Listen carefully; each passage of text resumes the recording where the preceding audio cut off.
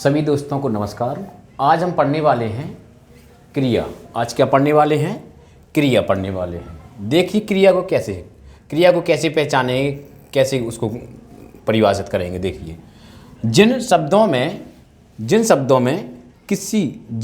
में किसी काम का करना या होना पाया जाए, जिन शब्दों में किसी काम का करना या होना पाया जाए उसे क्या कहते हैं? क्रिया कहती हैं। जैसे आपने कहा कि राम खाना खा रहा है या राम बाजार जा रहा है, तो इसमें काम काय का हो रहा है?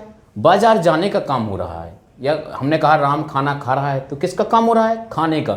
मतलब किसी काम का करना या होना पाया जाएगा। इसमें क्या पाया जाएगा? किसी काम का करना या होना पाया जाएगा इसमें। अब जैसे हमने कोई और वाक्य भी ले सकते हैं। जैसे हमने कहा कि सीता खाना पका रही है।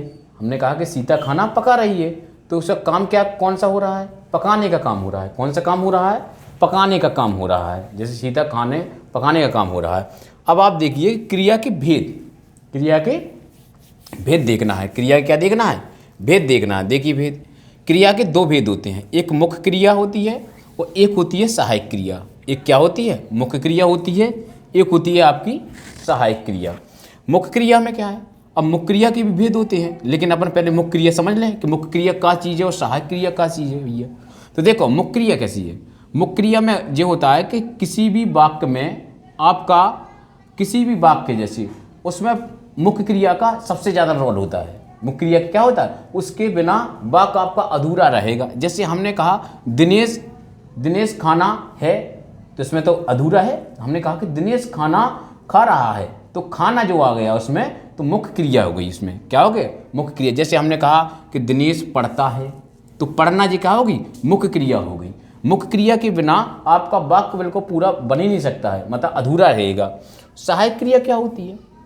सहायक क्रिया वो होती है जो मुख्य क्रिया की क्या करे? सहायता करे। उसका नाम ही है सहायक क्रिया। मतलब जो मुख्य क्रिया की क्या करे? सहायता करे। जैसे कि आपने कहा कि दिनेश रोता है, तो है जो शब्द आया है जो मुख्य क्रिया की सहायता कर रहा है। क्या कर रहा है? मुख्य क्रिया की सहायता कर रहा है। अब आपको देखना है कि मुख्य क्रिया के भेद। देखिए कौन कौन से भेद होते हैं। एक होती है मूल धातु क्रिया, एक होती है यौगिक धातु क्रिया। क्या होती है? मूल धातु क्रिया, एक होती है यौगिक धातु क्रिया। मूल धातु क्या है? उसका नाम ही है मूल मतलब बिल्कुल जैसे जड़ से, जैसे मूल मतलब हो जड़, तो मतलब जो आपकी बिल्कुल स्वतंत्र रहती है, किसी भी अन्य शब्द पे डिपेंड ना रहे। जैसे हमने कहा रोना, तो रो जो आया है तो मूल धातु है। रो क्या है? मूल धातु। जैसे खाना, तो खा शब्द है जो मूल धातु है। इसके बाद जैसे पीना, तो पी जो आया है जो मूल धातु है। इसके बाद जैसे हमने कहा गाना, तो गा, उसमें से अपन ने गा निकाला, तो गा से आपकी बिल्कुल मूल है, मतलब गाय से बनी है आपकी, मूल है बिल्कुल। ठीक है। इसके बाद देखिए यौगिक धातु क्या होती है।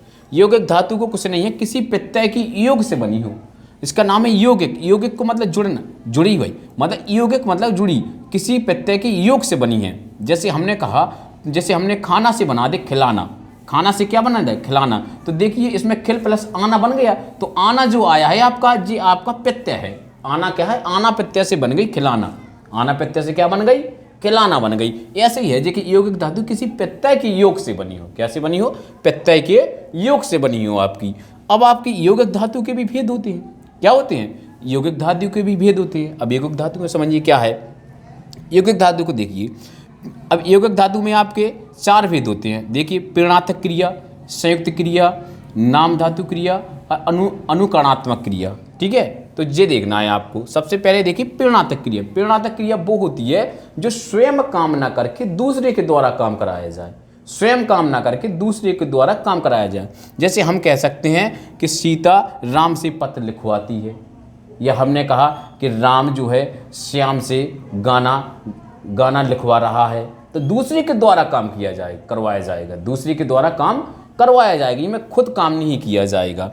इसके बाद दूसरा देखिए इसमें संयुक्त क्रिया। संयुक्त क्रिया होती है जो जिसमें दो क्रियाएं ज्वाइंट हो जाएं। ज्वाइंट, संयुक्त का मतलब ज्वाइंट मतलब संयुक्त। संयुक्त का मतलब है कि जुड़ जाएं। जैसे हमने कहा राधा रोने लगी, तो एक तो रोने और एक रोने लगी। जैसे हमने कोई भी और भी कर सकते हैं। जैसे हमने कहा कि वह पानी पीने लगा, तो पीना है एक लगा हो गई, तो आपकी संयुक्त मतलब दो जुड़ जाए, जिसमें आपकी क्या हो जाए, दो जुड़ जाए इसमें, तो इसमें हो जाएगी आपकी।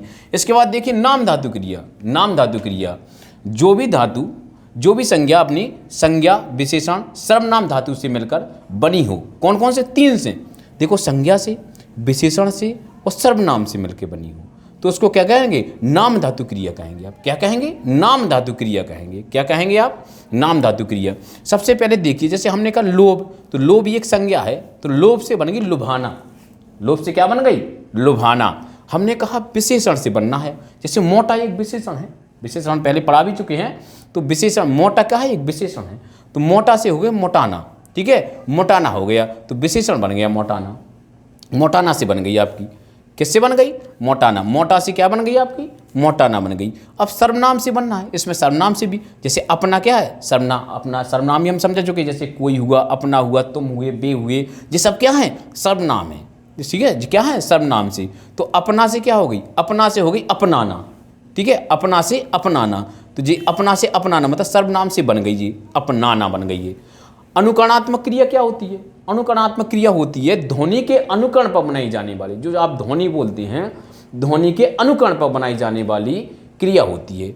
देखिए, जैसे हमने कहा हिन हिनाना, तो आप एक ध्वनि के रूप में कर रहे हैं, हिन हिनाना, जैसे भिन भिनाना, ठीक है, हिन हिनाना, भिन भिनाना, जैसे हिन हिनाना, तो हिन हिन, जैसे आपने हिन हिन बोला, तो हिन हिन से क्या हो गया? हिन हिनाना।